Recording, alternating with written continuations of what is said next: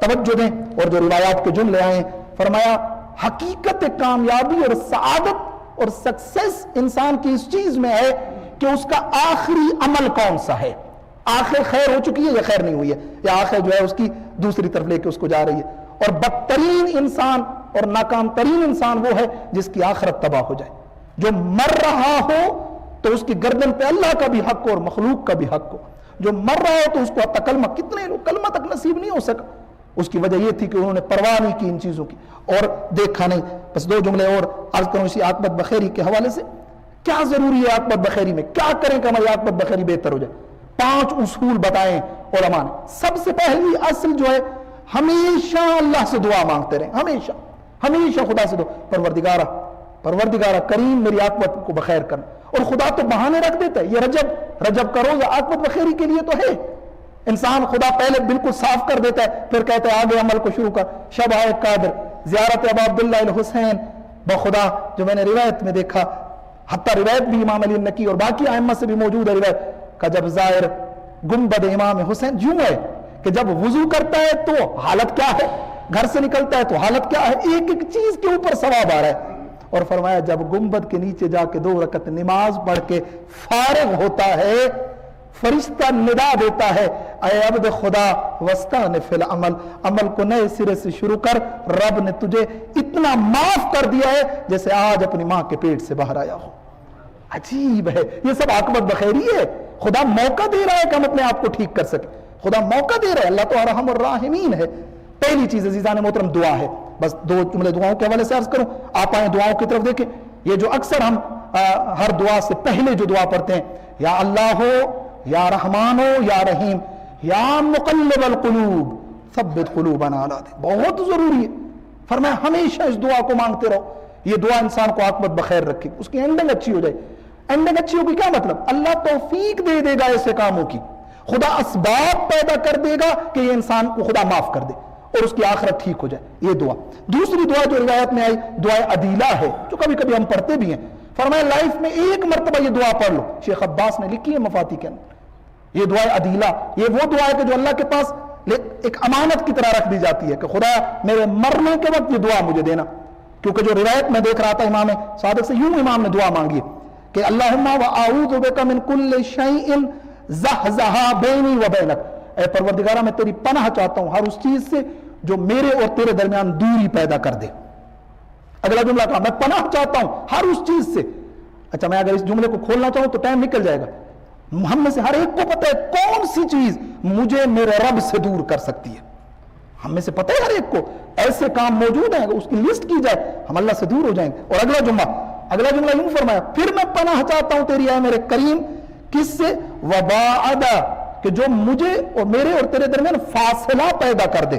اور آخری جملہ او نقسم بہی حظی عندک، یا وہ جو تو نیک بندوں کو ایک حصہ دیتا ہے، خدا ہر ایک اعمال کا اپنے اچھے بندوں کو ایک اجر دیتا ہے، کریم ایسا کام نہ کروں کہ میرے اجر میں کمی پیدا ہو جائے۔ پیغمبر اسلام نے کہا جو ہر روز پڑھے لا الہ الا اللہ، خدا بہشت میں اس کے لیے درخت لگا دیتا ہے۔ صحابی اٹھا کہا یا رسول اللہ میں تو 100 مرتبہ پڑھتا ہوں۔ کہا اس کا بھی خیال رکھنا، جب کوئی لا الہ الا اللہ پڑھتا ہے پھر ایسا کام نہ کرے کہ اس درخت کو آگ لگ جائے۔ ہم عمل کرتے ہیں، اللہ اجر دیتا ہے، پھر اس اجر کو ضائع کر دیتے ہیں، تو ایسا نہ ہو۔ امام اسی طرح دعا میں دعائے عدیلہ انسان کو بچائے گی کہ اللہ اور اس کے درمیان فاصلہ پیدا نہ ہو۔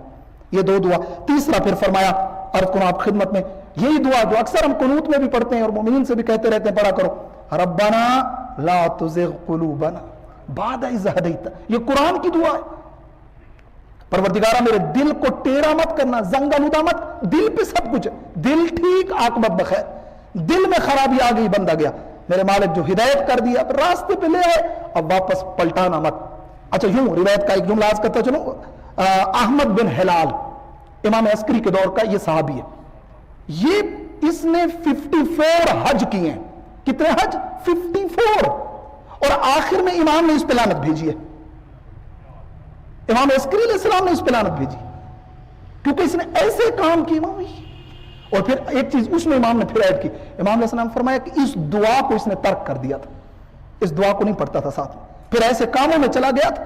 خدا کی قسم یہ دعائیں معجزہ کرتی ہیں، میں نے خود دیکھا یعنی اپنی لائف میں دیکھا خود یہ دعا امام زمانہ اللہم رزقنا توفیق الطاعت و بعد المعصیہ. میں زیادہ لمبی نہیں پڑھتا ہوں, کبھی سجدے میں یہ 2 جملے پڑھ لیتا ہوں, اللہم رزقنا توفیق الطاعت و بعد المعصیہ. خدا کی قسم آٹومیٹکلی تکمیلاً اللہ رب العزت آپ کے لیے خیر کی توفیق پیدا کر دیتا ہے, پتہ نہیں چلتا خیر آ جاتی ہے انسان کی. تو یہ دعا پہلا فارمولا عاقبت بخیری کا دعا ہے, ہمیشہ مانگتے رہے ہیں اللہ رب العزت سے میرے کریم مجھے خیر پہ باقی رکھنا. اسی کے ساتھ اور کافی ساری دعائیں, صحیفہ سجادیہ کی دعا نمبر 12, کبھی موقع ملے عاقبت بخیری کی دعا پڑھ لیا کریں, کبھی پوری دعا عاقبت بخیری کے اوپر ہے, باقی بھی دعائیں. دوسرا چیز جو بیان کی ہے امام علیہ السلام نے وہ یہ ہے کہ اگر چاہتے ہو تمہاری عاقبت بخیر ہو جائے, ہر کام سے پہلے فکر کرو کہ یہ کام ٹھیک ہے یہ ٹھیک نہیں ہے. سوچو کہ یہ جو کر رہا ہوں اس کی اینڈنگ کیا ہوگی, رزلٹ کیا نکلے گا.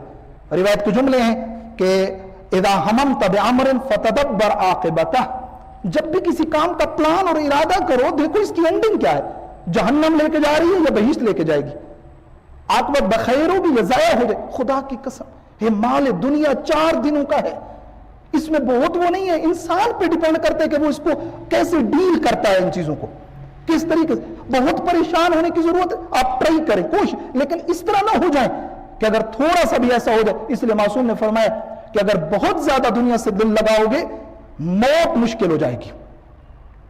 وقت اجل انسان اتنا ہے, میرے اتنے گھر, میری اتنی گاڑیاں, میں یہ کہاں, مشکل ہو جائے گا, شاید کلمہ نہ پڑھ سکے, شاید مشکل میں چلا.